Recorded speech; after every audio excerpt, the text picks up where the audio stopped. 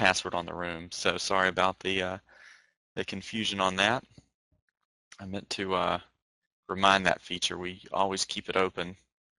And just for one of the reminders about the webinar that went out said that a password was needed. So sorry for the confusion on that.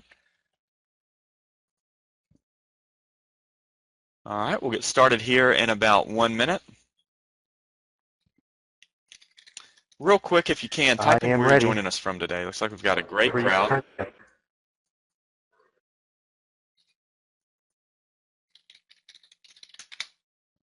All right, let's see if you can type in where you're joining us from today.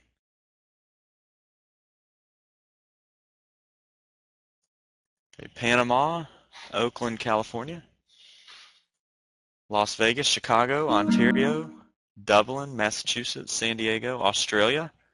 Elizabeth, what time is it in Australia? Calgary, New Zealand, India, Hershey, Pennsylvania. Bill Hershey's had quite a move lately.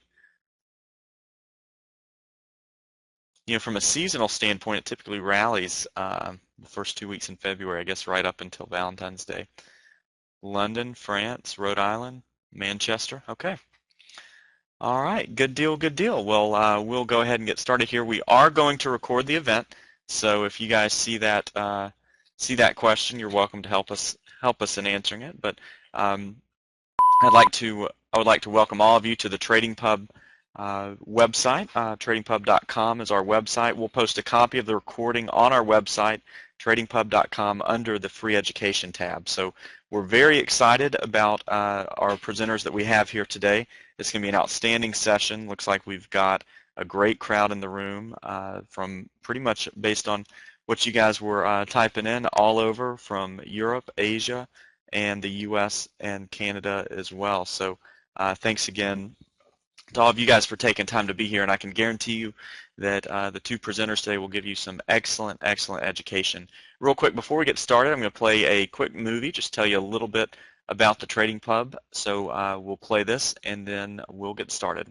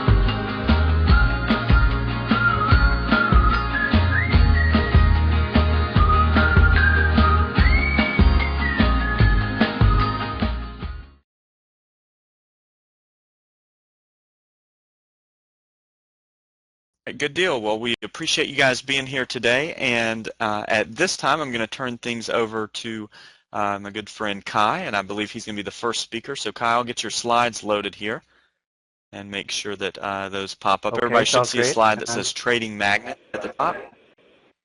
All right, Kai, take it away. Okay, thank you very much, everyone. Thank you for joining us. What a fantastic opportunity it is to be with you here today because of what we're seeing unfold in the markets right now.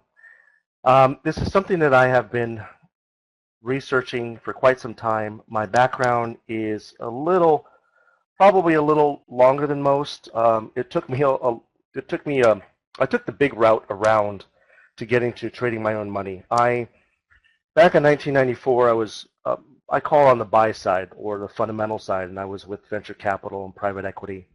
in investment banking. Started trading in 97 and 98, and I was blown out by the long-term capital management debacle that sent the Asian contagion through the banking industries. I regrouped and I was able to get a seat on one of the larger banks, Swiss Bank, and handled mainly the corporate insiders of the firms that we would underwrite. And I would basically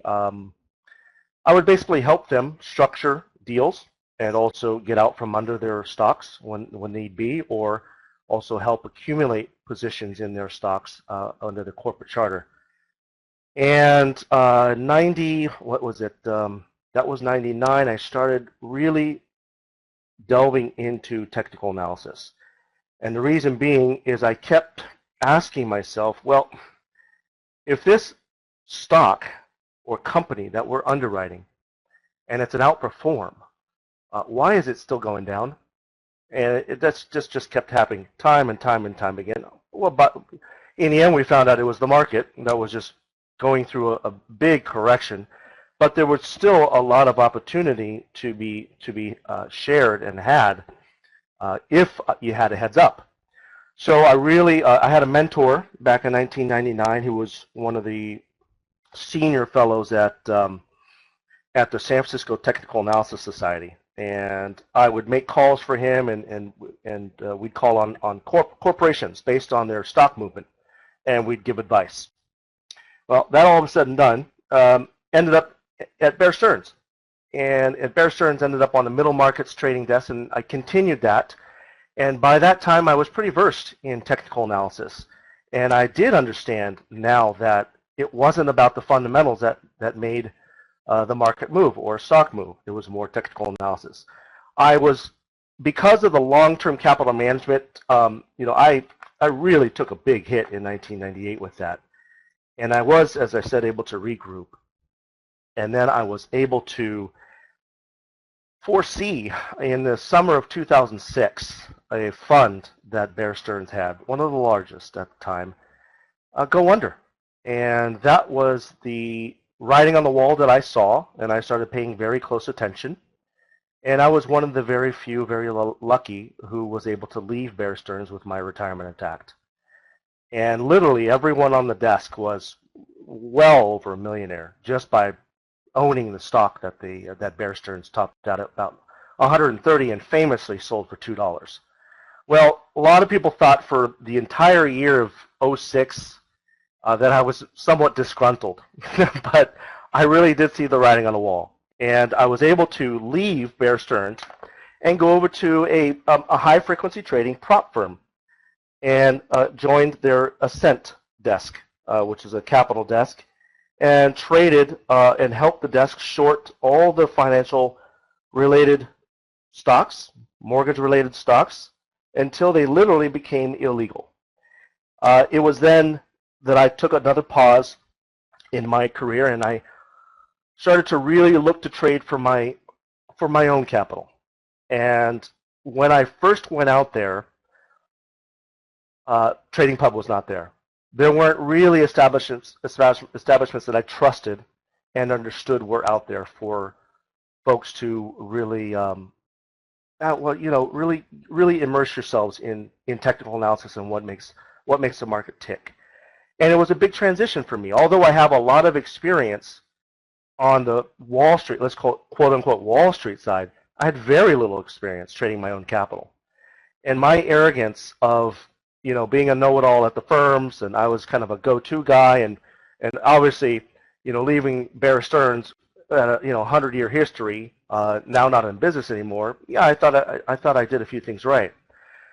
Now, what I didn't find, what I really couldn't realize was it was truly a difference between other people's money and your own money. And so, through my search, my trial and error, I came across a gentleman by the name of Simon Joseph out of Canada. And the reason why I came across him is because I was ready to accept the fact that I didn't know everything, that it wasn't candlestick patterns, that it wasn't overbought, oversold, or MAs. It was actually what I had traded off in the prop firm, which is called the New York Stock Exchange book. Now the book really showed you truly who was on the bid, who was on the ask, how much, and where they're located. And that's something that we had privy to on the desk at Bear Stearns as well, being one of and Swiss Bank being one of the larger trading firms. So that a long story short, let me try to get into this presentation a bit. We're gonna share with you Trading Magnet. Works with futures, forex, options, stocks. It is institutional analysis, professional knowledge, and technology giving you tomorrow's market prices today.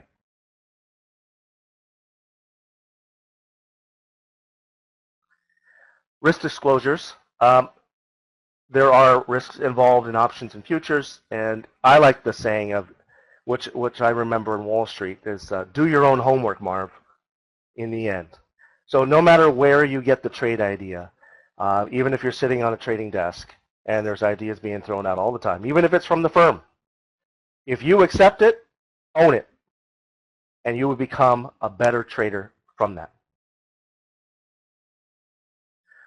As I mentioned, Simon Joseph is a CTA, commodities trading advisor. He's the CEO of FuturesFX.ca, physics and mathematics degrees, trader and educator online for 13 plus years, Ninja Trader partner since 2009, and in June 2006 he was listed as the world's top 5 forex traders, trading a real account through fxtrader.net. Myself, managing director of Trading Magnet, spent, as I mentioned, in '94, Swiss Bank, Bear Stearns, HFT prop firm, trading my own account since 2009. So you could say that it's been a big evolution for me. Through the peak of the time, through the peak, 2003, 4, 5, 6, I honestly, I actually trained a lot of the interns that came on the desk from Harvard and all the great financial colleges out there, and would trade them on technical analysis. So I did know a thing or two, but again, the translation between other people's money and your own money is a big difference, and that's where I really was able to seek out, and I was ready to seek out a mentoring opportunity. And that's when Simon came in and showed me what I was missing. The picture was basically the bid and ask and how to read the bid and ask charts, or the I was looking through.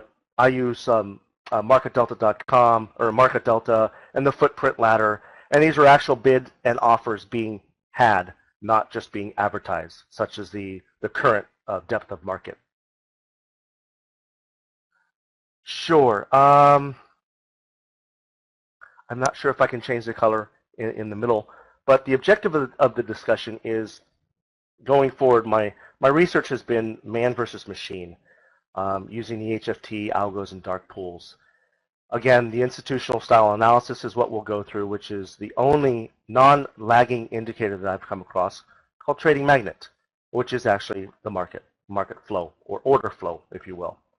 Using volume analysis, and we'll go through some Q&A, and there's some offerings at the end, because we believe that not only is your trading capital important, but your psychological capital. And there was a doctor that came into one of the in Simon's room, gave a presentation. It's fantastic. It may change your life. Also, the fundamental story of the market is being told daily through the search of value and market profile, the actual manual that was used for the Chicago Board of Options Exchange to train the brokers there is available, and I will offer that out to you as well as a sign-up opportunity to trade with us live. I'd like to start with real quickly a transition. For over 150 years, the Chicago trading floors have been the way to buy and sell, and those are the largest open outcry pits in the world. Everywhere else in the world is electronic. In 1997, there were more than 10,000 people that traded on these floors, and today there are less than 1,000. 1997 was also the year that the trading computer was born. ICE, the electronic exchange which bought the New York Stock Exchange, is really cementing the fact that if we're not recognizing that it's the algos and the HFTs and the electronic markets that are going to control the markets going forward, you really need to research that further. UBS, one of the firms, larger trading firm, 2 football fields long. So this is what we're really trading against nowadays. Is everyone with a Bloomberg, 1,500 traders. This is the largest in the world. And so we're privy, we're set up in different stations covering different markets. But the end result is professionals on the desk at the hedge funds and the big firms. They use institutional level analysis, meaning they're not trading the MACDs, the Elliott waves, and price, as a matter of fact. If you have a large order, you can't hit the bid. You have to see where the market's at, where the volume, the other side of that trade is. That is where we'll uncover more of the auction market theory that we'll discuss further. But the fact is that and then, when you're on the desk, we knew exactly who was in the market, when, and at what price ahead of the trade. And that is true access and technology and transparency. So in the case with the institutions, if it is the case, why shouldn't we be doing the same, or at least attempting to do the same, is my question. Dark pools, HFT algorithms. I really think this is a perfect timing to really discuss this, because we had an opportunity yesterday where there was rumor one of the larger firms, commodities firms in the UK, was being taken out. And a large size hedge fund, very similar to what happened at Bear Stearns now, or the long-term capital management. So it usually does take just one of these larger funds to start the unravel of the risk. The risk desk, the risk managers, they all get the same note. And you end up needing to adjust the risk, and that's why we'll see markets coming in a little bit, in my opinion. But I'd like to share with you real briefly the numbers, the dark pools. There are, LiquidNet, ITG, Credit Suisse, Instinet, Goldman Sachs, etc. Those are a few that I've mentioned. And on the side here, you'll see 10, 4,900, 10 million, 9 billion. 10 is the number of, if we're sitting there looking at the screen, 10 is the number of images your eye can interpret in a second. 4,000 is the number of electronic messages, electronic trades going through per second. There are actually 900 of these firms around the world and unregulated. Each one of them capable of putting out 10 million trades. That's equal to 9 billion trades a day. Institutional flow, institutions control the HFT, the dark pools, and the algorithms. So how we look at the market now is through the matrix.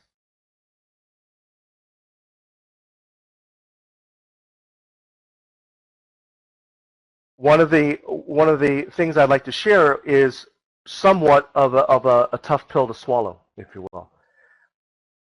And as I go further, for doing these webinars over the last 6 months or so, I've noticed something, and it's over the next few slides, I'm going to offer out some hedge fund and institutional inside information.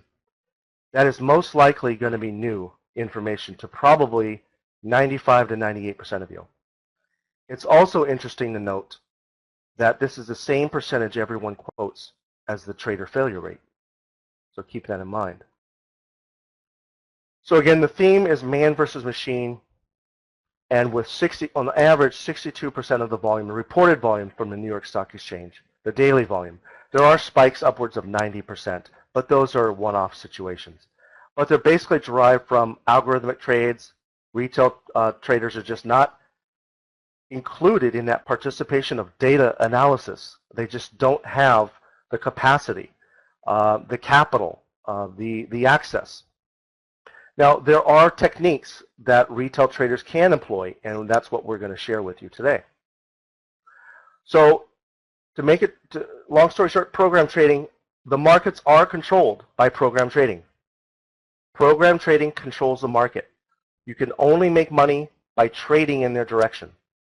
If the bearish programs are in control, you have to be looking to sell. If the programs, one thing that we have found is programs cannot hide what they're doing. If you learn how to read the order flow charts, and the bid-ask charts that we'll show you. You can piggyback on their trades and even use them against themselves as momentum. Trading Magnet, the indicator Simon Joseph developed, is also going to help as well. So this is primarily how we look at the markets, the top side and the bottom side, what's beneath. Well, there's actually 13 exchanges, 40 dark pools, with 35% of the U.S. equity trading volume being unanimously traded in dark pools. And there are a few hidden secrets. When you're doing a big block trade, let's call it a negotiated trade. When there's a bid and the ask for every buyer there's a seller. Auction market theory. It's not more buyers than sellers. That's impossible. But what there is a delay. When you're doing a large size, you have up to 48 hours to report that actual price. Now, the firm that took the markets down, and may take us down much, much further, is called Vermilion. And they are an asset manager of $2.2 billion, and they invest in commodities across the globe. Now, what we'll see is the market is going to be held up and positioned so that it's a pecking order to where these guys can unwind their risk. And we'll see tranches and trades go through in the crude markets, in the commodity markets, in the cattle markets, and more of the commodities-related instruments. But all in all, the reason why they're all loaded up in commodities is because of the central bank and the cheap money. I'm not going to go through this right now, but there is yesterday the halt in oil. There were 2,500 contracts in 2 seconds, and they sent the prices sharply lower. And what happened also in the gold, I will basically show you that this chart here is the crude. We have identified inefficiencies in the bid and the ask in the tape. And on each side of the crude, we have numbers above 100, back up to 106, as well as below, back into 90, as well as into the 80s. And these are literally giving us tomorrow's prices. Now, what we're looking for is an if-then scenario. If we find crude trading and trading back to these areas, it's suggesting that perhaps the economy is slower than expected. If it trades above 100, well, that's also going to slow the economy and turn us into a recession. So there's a number of things that you can look at. But back to gold and the trade yesterday, there was a magnet down here at this level at 15.45.20, which happened to be very, very close to the price that it finally stopped at. Now, this was a trade that was on this chart that was there for a few months. I'll have to go back and look specifically. But the fact is that if you don't have an idea of where these trades are, you're missing part of the equation. Now, you may not be able to see these prices, but the algos can in different time frames as well. So what I wanted to do is finish here just real quickly. Through my research, I want to offer out a couple things. If you want to take notes here, it might be a good time. There's a hedge fund research trading firm called programtrading.com. And they're going to offer out a spread on the ES, which we use in the trading room. And it's going to give you the difference between the futures, the ES, and the cash. And it's going to give you levels. And it literally is if-then scenarios. If, for instance, the spread, let me see if I can show you in the next trade. Okay, this is how the trade. 97% of the programs of this spread are written off of this trade. So again, you have 97% of the programs. You have 60 to 90% of the volume being done by program trades. And what you'll see here, this is on the left side, the spread, the ES future minus the cash. And you can put this up on a chart, on a 1-minute chart. It'll look like a tick chart. You'll draw the lines that are given by that research trading firm. And these are the levels that you'll watch. And you'll see there are examples as of yesterday as well that you'll see, this is one example that happened back in October, where it gave the ES on the right-hand chart was in a trading range. And what happened is the algo started selling and gave a heads up of actually 45 minutes before we saw a 25 point sell-off. So this is one of the ways that you can get a heads up, or you can also stay on the same side of 60 to 97% of the programs or the capital in the markets. Another thing that we look at is, this is very similar to what happened yesterday, but this is actually a snapshot that was taken place back in the correction that happened before 1450. This was actually the trading magnets are highlighted and imposed on this market profile chart, and they give us certain levels that we identify. Here we had 1446, we had 1443, we had 1441, and you'll see that when we were trading back at the 1450 levels, and we were heading north to about 1550, where also Apple was getting back to about $1,000 a share, I believe. There was the opportunity to go short, and this was something that we were able to take advantage of. Now, yesterday's trade, here you can see most of the structure in the market, and we were here at 1530 on the dot as of yesterday. Well, we had a magnet at 1504.75 that has been there for quite some time. Now, granted, we did not expect this to happen yesterday, but we also didn't expect for a commodity fund to start to unwind itself and cause basically global havoc, which is what I believe is going to follow these markets right now. But as you see on the last price here, it did trade through overnight this exact price of 1504 on the market. Now, even though we were not able to take advantage of this trade here in this one day, that missed us. But what it did is, when we had this level, this trading magnet, when we had it at 1504 and we were going upwards and upwards, we knew to take profits quickly. We knew not to get long for a long period of time. We can obviously take some scalps. We could take a couple points here and there, but I could probably kick myself for seeing this for the last month and not getting the trade, but I can also reward myself and saying, oh, thank goodness I wasn't long going into yesterday. So that's a reason how, that's a way that this can help us negotiate the risk in the markets. What I'd like to do now is introduce Simon Joseph, and Simon Joseph will be able to share some real life examples and a video within the trading room that we've seen. And I wanted to just end with, this is something that can be used on not only commodities or spot forex, but equities. And we know this firsthand because we've tested this with our own money. Back in July of last year, there was a company called RIM, makes the BlackBerry, and it was trading below $7 a share. And Simon had we used to go through the tape, which I haven't shown you yet, but we would go June 22nd, thank you very much, June 22nd, 2012, we would literally go through the bid ask of every single price and locate this formula that Simon came about. And we would draw out lines, and what we would do is we would work in tandem, and we would say, okay, Kai, you take the ES, Simon, you take the Russell, someone else takes the crude, et cetera, et cetera.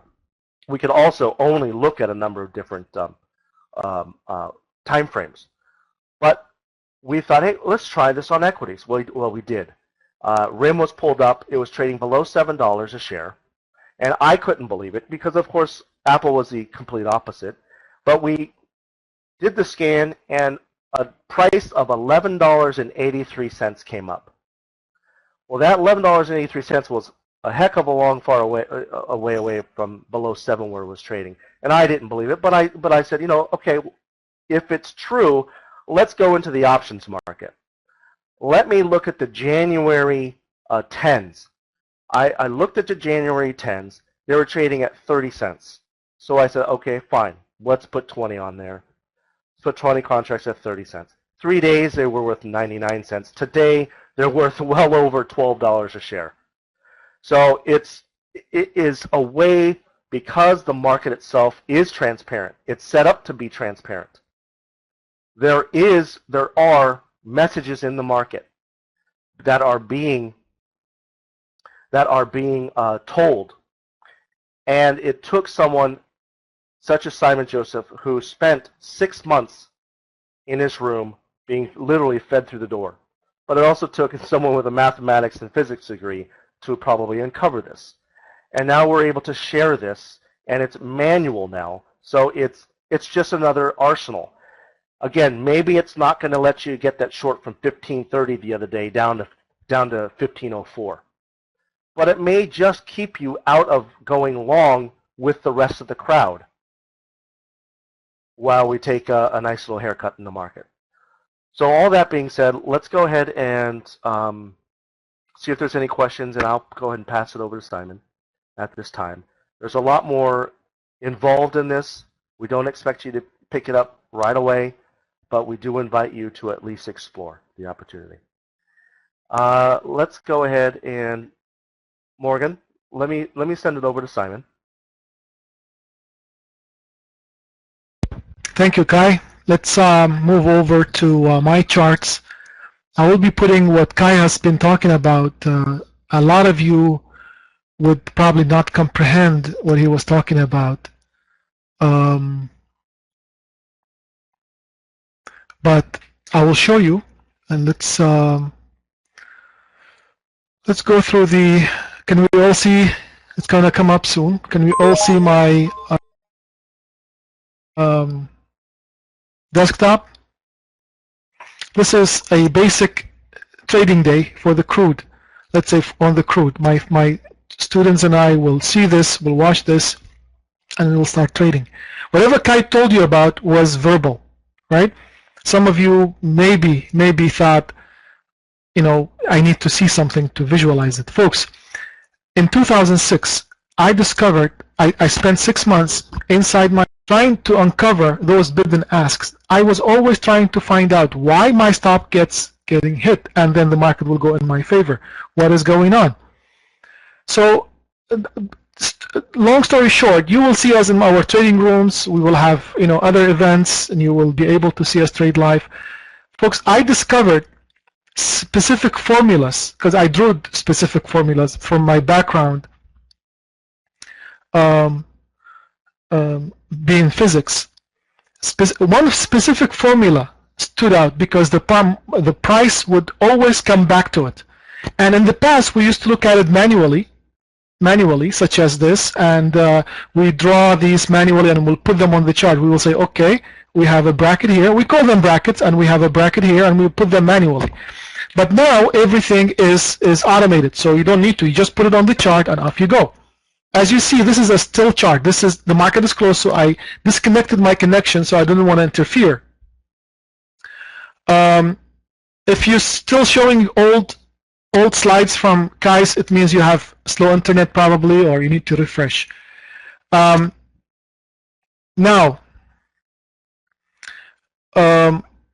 when these brackets show up, that means the market is going to come back to them. Folks, I'm not saying might. I'm not saying could be. I'm saying it will come back to them. Let me show you something.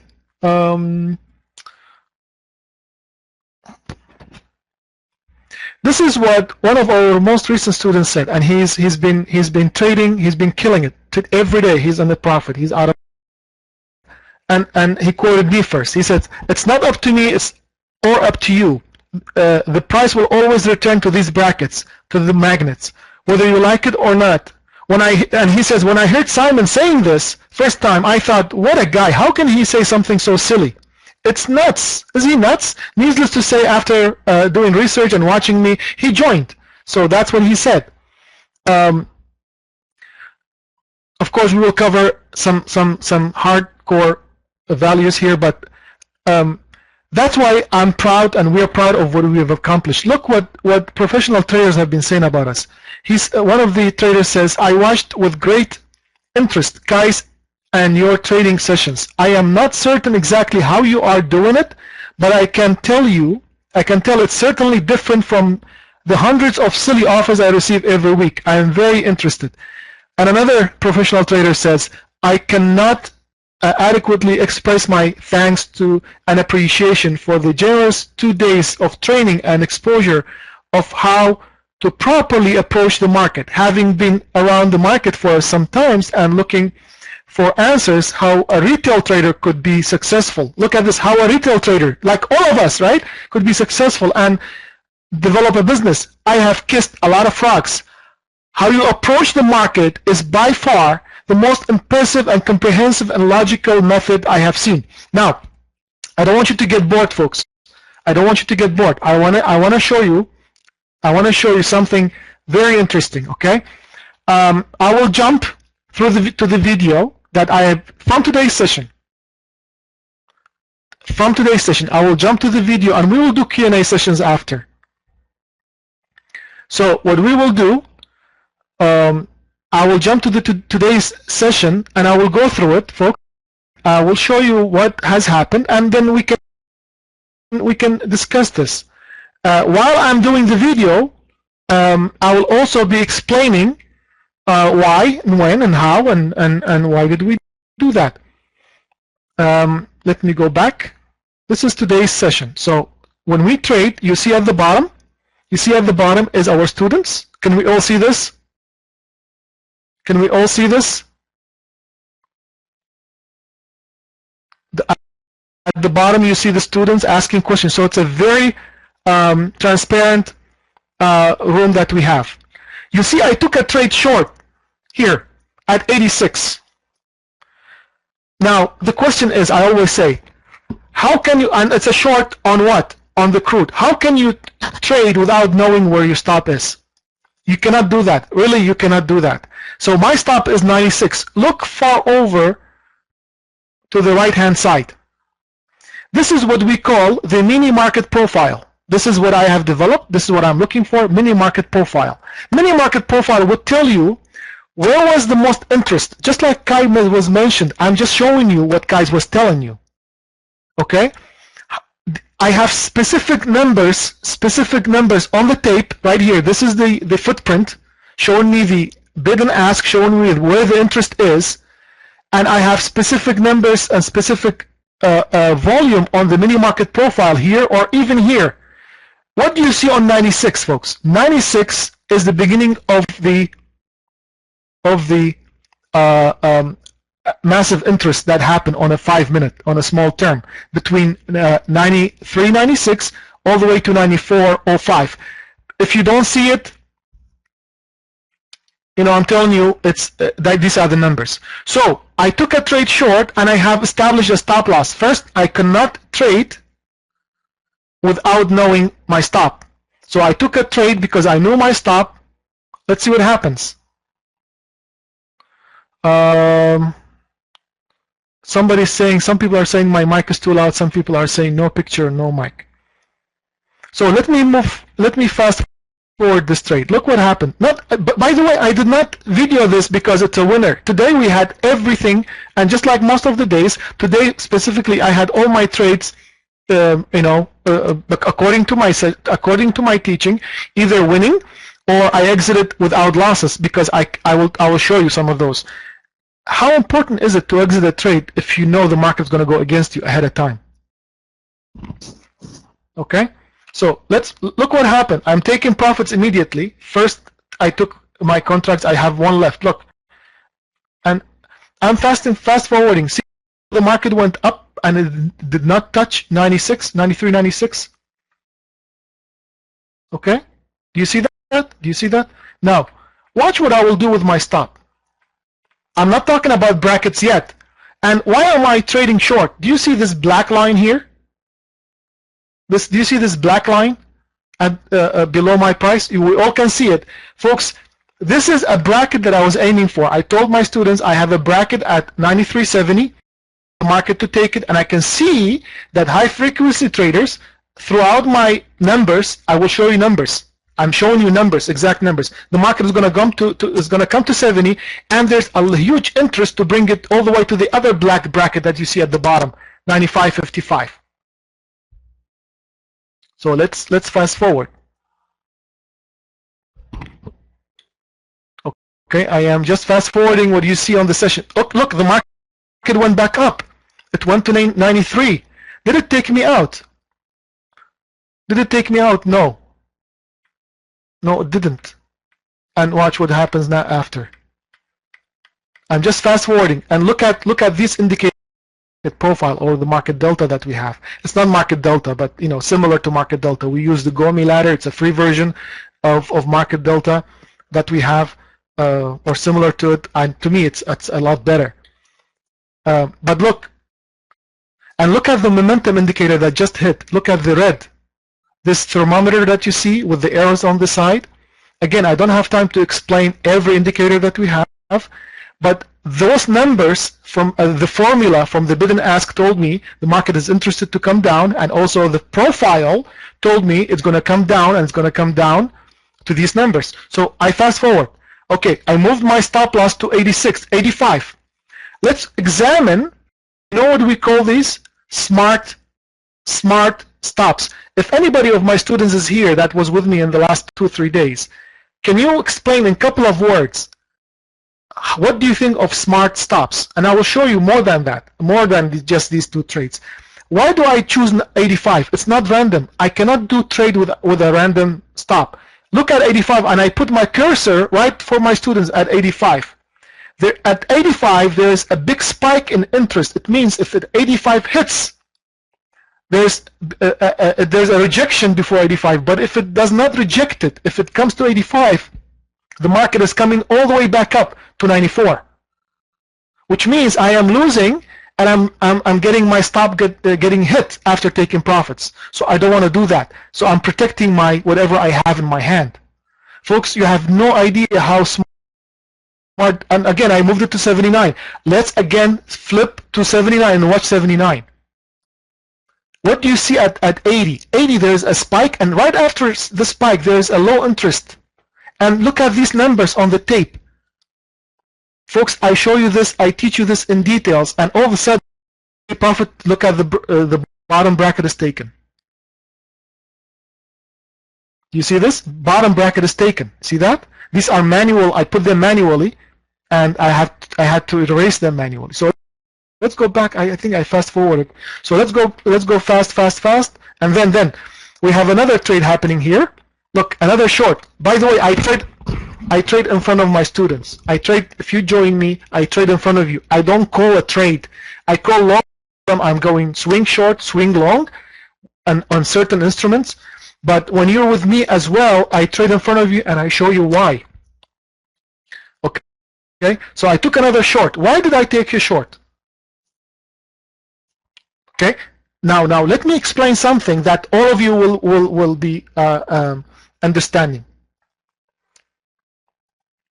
Can we all see this? Hold on. Let me select, delete. Okay. Can we all see? This is a blank chart. Okay. Market is coming down. Market coming down, and then it goes up. It's a downtrend. You want to short? Please pay attention to what I'm telling you. Market is coming down and goes up for a retracement. Now you want to short from 50%. Why do you think the market will bounce back down at 50%? Who told you this? You have to know the numbers. Not me, folks. The numbers are talking, not me. Well, why not retracing and continuing from 38%? How do you know this? Why not coming to 62%? Why not coming to this area, which is nowhere? Why not to 79? Why not go all the way and come back down? How do you know this? So, you don't, unless you see the bid and ask, literally, and the profile that is associated with it, and know how to interpret this. Folks, we see the market naked, and I'm not joking. We see the market truly naked. Now, Again, the market is what? Downtrend or uptrend? I'm waiting for answers. I'm patient. Is the market a downtrend today, or do you see today? This is a few hours ago, by the way. I'm not pulling something from the future, from the past. It's a downtrend. Why didn't I trade earlier from here or from here? Why didn't I? Why didn't I? Pay close attention. I'm telling you something now. Even if you leave us without joining us, this, whatever I'm telling you now, will make you your trading. Not the indicators. I created the indicators. So the indicators is my brain inside them. The indicators showing you what I was thinking about. So please pay attention to this, because what I'm telling you now, this is not a joke. This will save you a lot of money, even if you don't join us. This is my free gift to all of you. What do you see here from all this area at the far right hand side, or even in the middle chart? You see the mini market profile, the green. Is this heavy volume or low volume? Is this area heavy or low volume? Heavy volume. Okay. Write this down and remember it. Heavy volume area, it's continuation. Low volume area, which is right here, you see it? I'm telling you something that I only tell my students, folks. I just want you to know that I appreciate you coming with us and joining us today for this free session. What do you see here? Low volume area, 93.15. What is it? Low volume area. So when you're trading and you're trying to take a reversal, when you're trading and you're trying to take a reversal, you are committing a suicide. It's a 50-50 when you're trading a reversal during a heavy volume area. Guys, am I being annoying? Because I think I'm too loud for some. Is it better now? So when you are trading reversal, I am trading reversal, am I not? Because the market came down, we took that profit, and then the market went up. So I'm trying to take a reversal from 93.14.15 down. So it's a reversal trade. Although it's a downtrend, I'm going with the trend, but it's a reversal trend. It's a trade, isn't it? The market went up to 14, and then now it's going to continue down. Folks, I have to look at the profile. Also, look at these two indicators that are created on the numbers that come up. We call them lack of buyers, lack of sellers. This indicator called ACT indicator, it will act when it sees lack of buyers and lack of sellers. So I have lack of buyers on the top, and I have another one, lack of sellers, on the bottom, but lack of sellers will disappear, as you see. And then I go in short. Look at my stop. Look at my stop. My stop is 16, folks.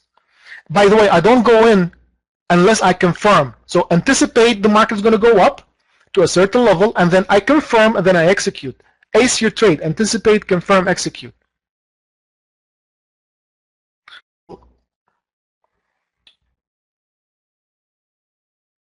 I will look at 17. Look at 17. Look at 17, my stop loss. Look at my profit target. It's not hitting it. It hit it. Now I'm out. First target out. Look. Watch this. And what? And then it did not hold. I don't think it held, did it? It didn't hold. So I made 10 ticks, I lost 6. That was it. That was one of my worst trades today. I made 6, so I still made 4 ticks. Let's continue. I'll show you something more important. And the market continues. Who tells you the market's going to reverse from here? You have to know your numbers and of the market, and to protect yourself all the time. Keep watching, keep watching. Okay. I have another short on 93.13, same area. Market gave me first target, and I moved my stop. Look, it's going up to it's not going up. Look at that, look at that. I have a smart stop put in. 18 is my stop. Look at it, look at on the right, to the right hand side, and look where 18 is. And it took me out. Why? I still made profits. It took me out. Let's go again. Let's move. Look at, we have a scalper hit. Did I miss a trade? Aha. Folks, I want you to pay attention to this. I took a trade here. I took a trade short again here. Okay? But You see this? I took myself, look, my entry was 25. I took myself out immediately. Profit, I took myself out.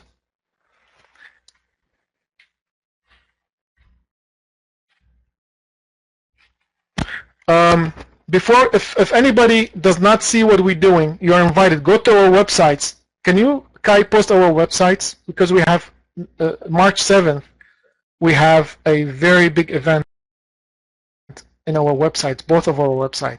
You can join us for a full day. Okay, 8 hours. 4 with me, 4 with Kai. Can you, Kai, post our websites here, please? So, you saw me going into a short. You're welcome. You saw me going to a short trade and I exited immediately. Why?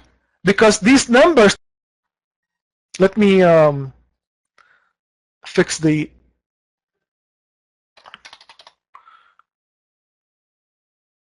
is this better, folks?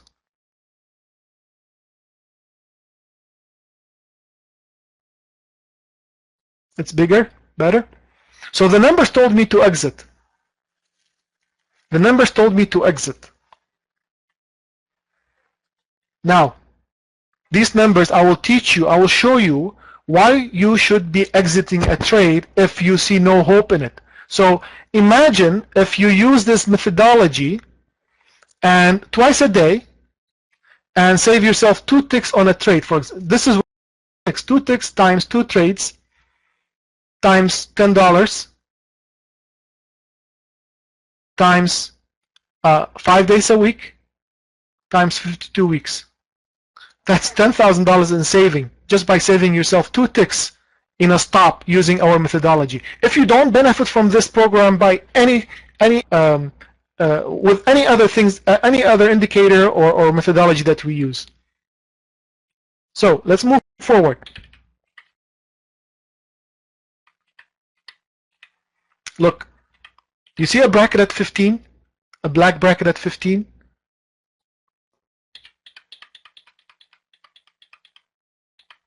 See this? I'm letting the market go, letting the market go, letting the market go. There's no trades for us, so I'm patient, I'm patient, I'm patient. I'm extremely patient. You see the students? Okay. Trade of the day. This is the last trade of the day. Kai, just post our websites, both of them.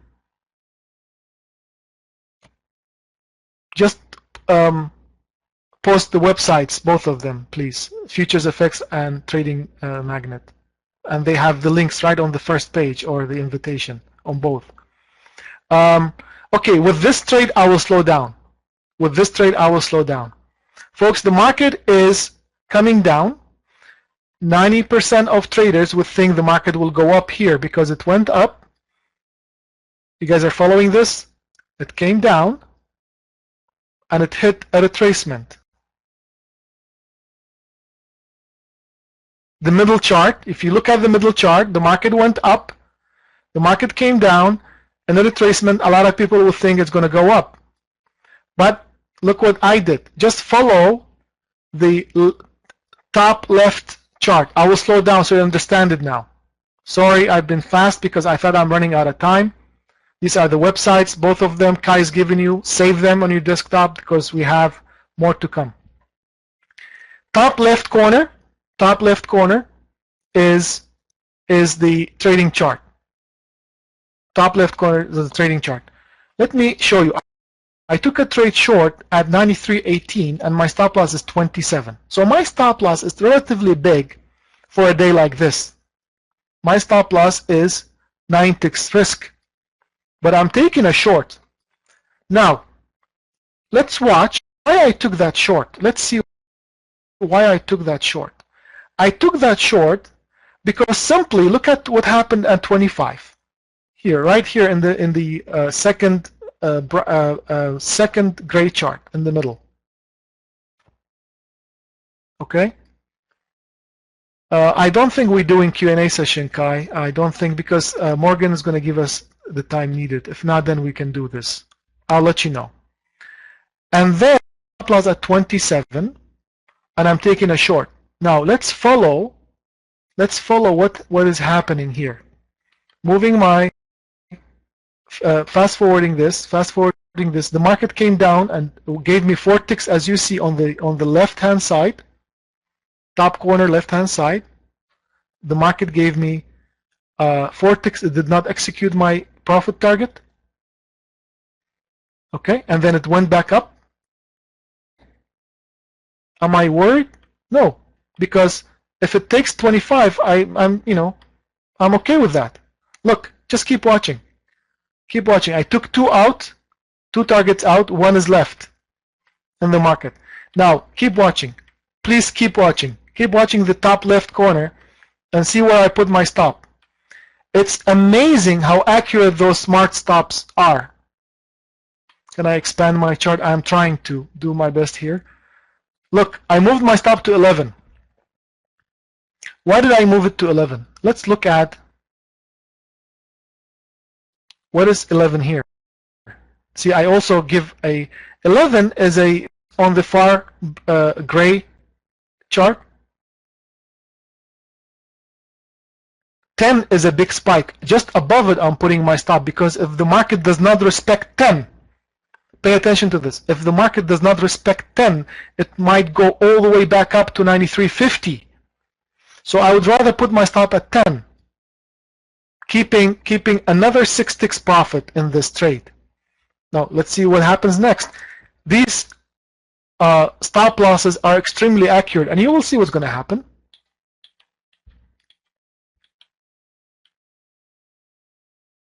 I put my stop at 8. You see it? I moved it to 8. Can we all see it? Look at 8. Another spike happened at 5. I'm putting my stop at 8. Keep watching.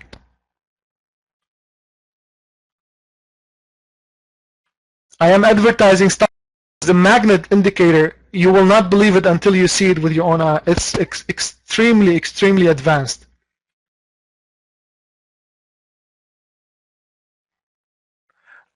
Muhammad, you don't need to be confused.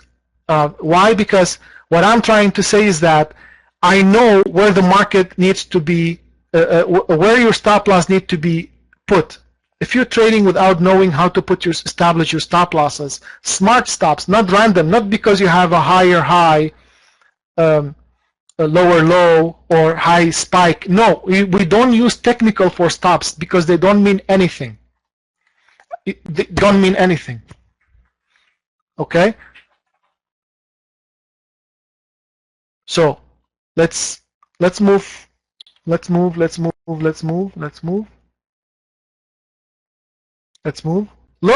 the market came to 7. Do you see it? It came 1 tick far from my entry, from my stop.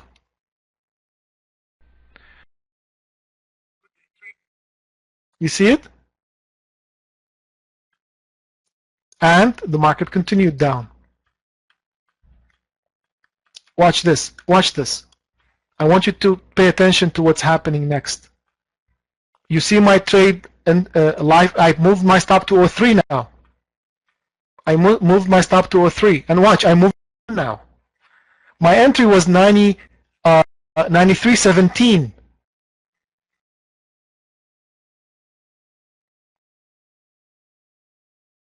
Okay, and the market moved down. I moved my stop loss to 92. There's a lag, folks. There's a lag between what I'm showing and what you're getting. So I'm sorry. I don't know how bad is the lag for each person. Some of you having lagging pictures and audio. Some of you are not. So it turns to be. How about this, Morgan? If you don't mind. We will show the last 15-minute or 14-minute video, but let me finish with this and then move on to our Q&A session. Are you guys okay with that? So let me finish with this. Okay, good, Brad, thank you. So let's look at this. I moved my stop to 92.91. 92.91. Look, 92.91. Do you see how specific my stop losses are? Okay, this is where we finish the session for the day. Okay, folks, this is where we finish the session for the day because I trade until 12. But look what I did right at 12. It took me out at 99.91. Look, this was the I put a square between my stop loss that stopped me at 91 and then to my entry. So I put a stop, I put a square to show you that 91 taken, right? When the reason why I put 91 stop loss, I had a reason. Because if 91 was taken, I expected the market to go all the way through the heavy volume area. So I put a purple square between my entry, which was 93.17, and then 90.91, where I was taken out. But when we done, when the market was, when we finished trading, look where the market, I took a snapshot of where the market went afterwards. Do you see? This is a snapshot of where the market went. This is where I was stopped, 92.91. See this? This is where I was stopped, and look where the market went right after I was stopped.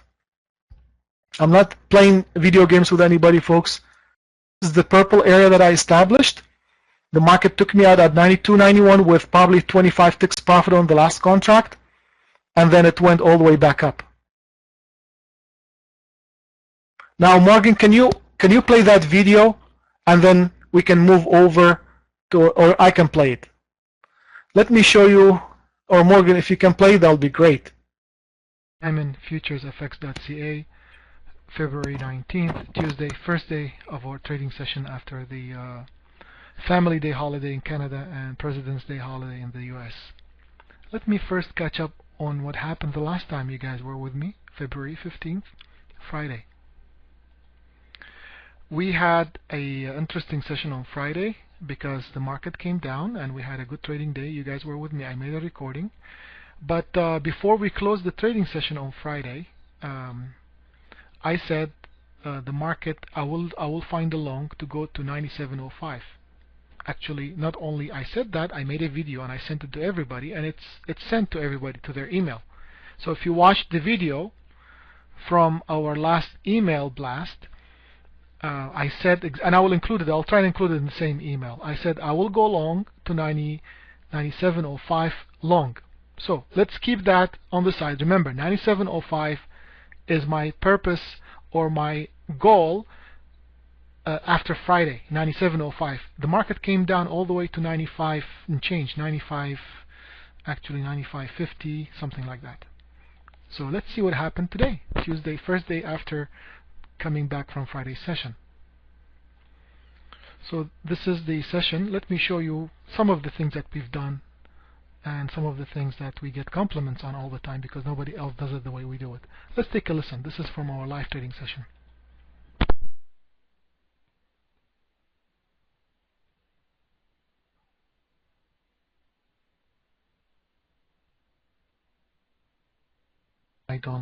There is a huge amount of volume or pressure to bring it below the point of control.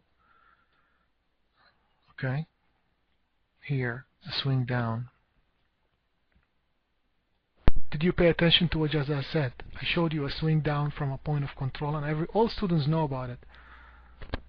And now you will see me marking it. I'm not in the trade yet, folks.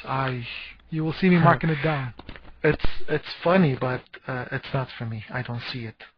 I don't see it, folks. I don't see it happening yet. Why? Because I have 59, a very prominent bracket that might get the market back to it. So if there's a chance that the market is going against me, I would rather not take that trade, even if I have to miss it. Again, you can take it 47. It's a short. You would have been out probably with a few ticks if you're in it, but it's really not for me yet. You paid attention to what I said. In the live market situation with students with me, so I am not scamming anybody here, folks. I had students, I had people that they were trying us as well. So I said 59 is against me, and I will try and get to that if I have a long. And I said I have a commitment of traders short, pressure coming all the way to 96.05. Let's see what's going to happen after. Okay, 59 is a prominent bracket, which I'm thinking probably to No, not yet. I'm not gonna trade it. No. Are you in it, folks? Anybody took it? And of course, some of the You students. you would have been out with at least your first target. Some students took it. Some students didn't. Jay, did you take that short? Let me fast 47 forward. short. See, I'm fast forwarding. Oh, let's go back. Let's go back to the area. See if I can catch it from the tape. No. Fast forwarding.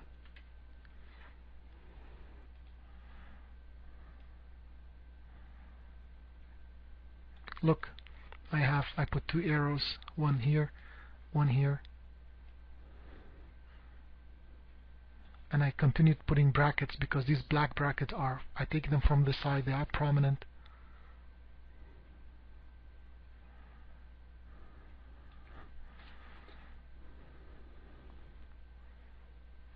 Let's fast forward.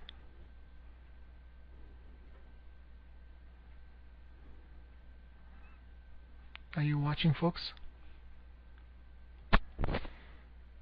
Folks, on the side, I am going swing long. Hold on. Oh, come on, don't go. Yep. I am going swing long because I know the upper brackets are going to be taken. So I don't have really a stop loss yet on the side. That is my swing long. My profit targets will be the black brackets above, and I will keep one all the way to 97.05. 97.05 will be my final target on the side. Right now, I'll be looking for a reason to go. I don't have a stop loss yet. I will exit manually. Okay, or I will establish it. Did you just hear me? Did you just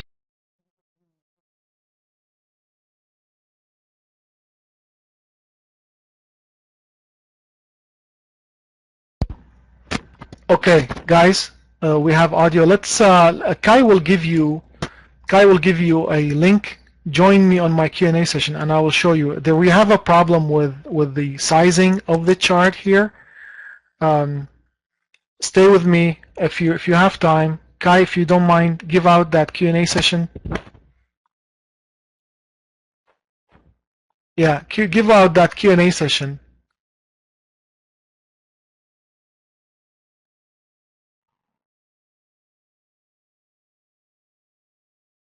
I know.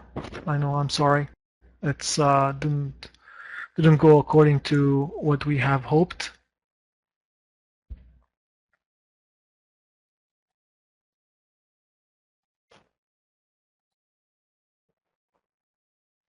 Kai,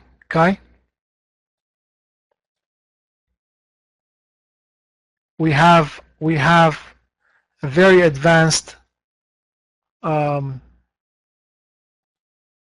methodology, but I rushed into explaining because I needed more than 30 minutes. If you guys can join my Q&A session, there it is. Kai just gave you the Q&A session here. I will explain everything, and I'll be ready for everybody.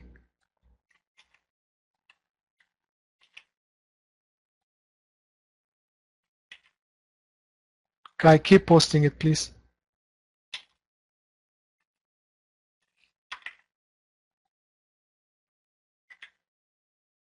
Okay, I'll Morgan, thank you very much. Appreciate it.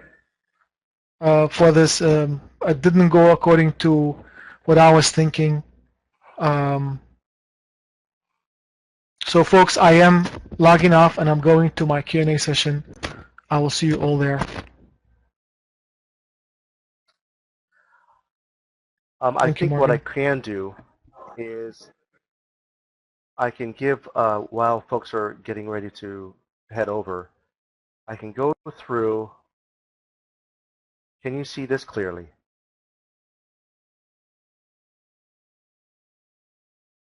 Yes? Okay. What we're going to look for in the bid-ask tape to give us the targets is not just, it's not an indicator, but it's actual numbers within the bid-ask tape.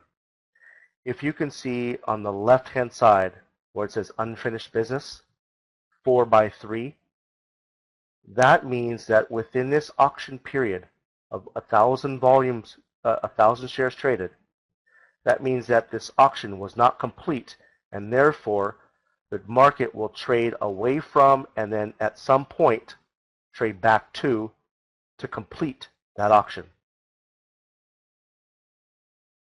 On the other side, we'll look for, as you see the high volume areas on the market profile, you'll see how on the bottom there's a line that says high volume areas. Here it says high volume areas.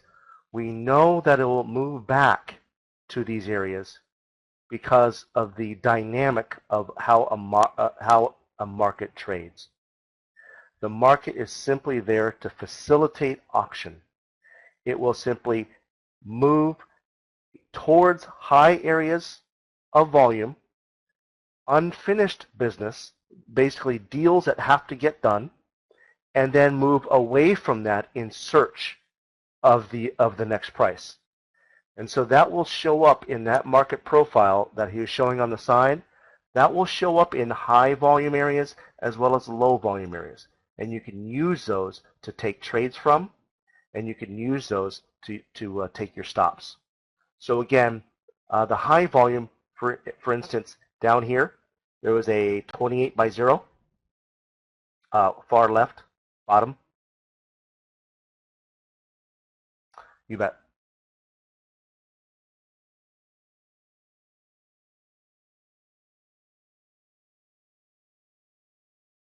There is the Q&A. It's really, you have to almost, it took me a long time to really get to this point because we're taught in the retail space that it's all about an indicator. It's all about a lot of different information, and it's not. When Simon says we look at the market naked, it's simply because we're taking a look at the actual trades that occur, that have occurred.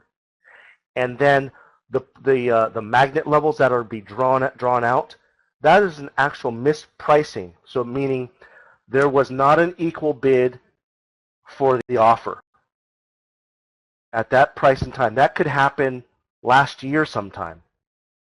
And that can go out indefinitely until the market, and that will be an attractive point to where the market will trade back to and finally complete that bid ask.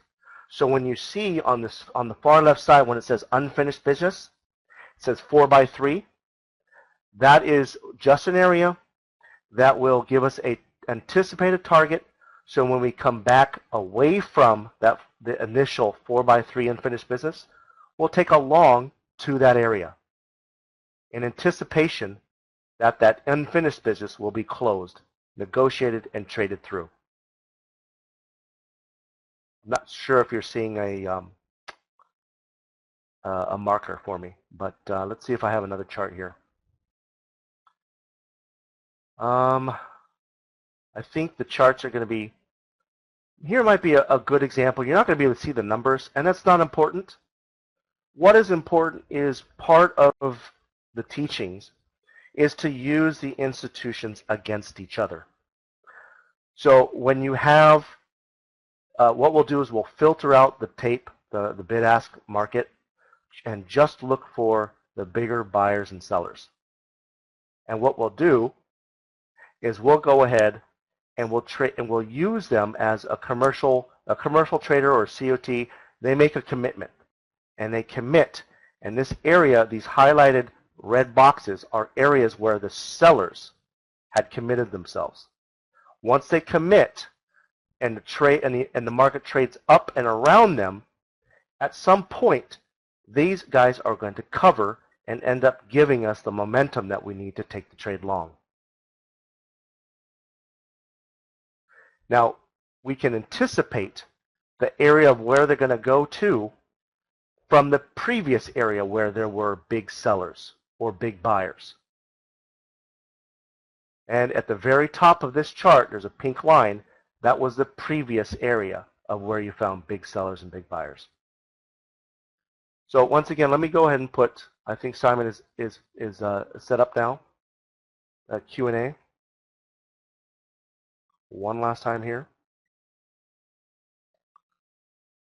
We will spend more time and in detail in the Q&A. Please give us just a few more minutes and we'll go ahead and do that for you. Wanted to really thank you all for coming in. Sorry about the audio, the video. Asking for an ID number. Let's take a look here. What just should say, if you click on that link, it's not needed. You just put in your name and your email address and join the webinar in progress. Excellent. Excellent. We'll go ahead and wrap it up here and we'll continue on. And if there's questions, I'm going to assume that there's going to be more questions. In the beginning, when I did mention that 95 to 98% are probably not going to pick it up the first time, that I guess that is the case, isn't it? All right. I can sounds good. Thank you. not continue on the TradingPub, but I will continue in the Q&A. Thank you very much, Morgan. Yeah, and we'll definitely Thank you, everyone. we'll definitely have Kai come back and give this another shot. Until we can email Kai, maybe what we'll do is get a video put together, that you can record on your end, and we'll post alongside the recording, kind of going through some of the stuff that might be easier to comprehend. So we can definitely do that as well. But guys, we appreciate you being here for today's event. I'll post the link to that Q&A. Thank you very much. And thanks again for everyone taking the time to join us today.